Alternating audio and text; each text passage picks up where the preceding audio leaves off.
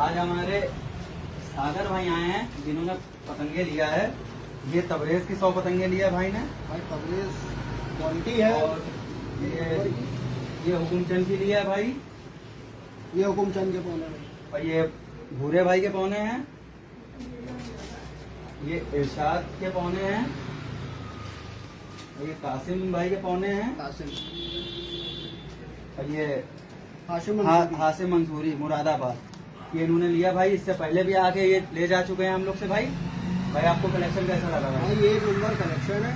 Quality की तो बात ही ना करिए। मोनिस भाई के यहाँ से हम हमेशा माल जो है आकर के लेके जाते हैं। अभी भी हम 300 पौने पतंगे सब मिला करके 300 पौने हैं जो मोनिस भाई से लेकर के जा रहे हैं। और अभी मोनिस भाई के पास और भी स्टॉक आने वाला है। कम से कम 400-500 पतंगे भी और लेकर के जाएंगे क्योंकि क्वालिटी भाई बहुत अच्छी देते हैं। भाई जिसको भी और चाहिए हो ये स्काई सेंटर पे आके विजिट कर सकता है या दिए हुए नंबर पे अपना कॉल और ऑर्डर कर सकता है।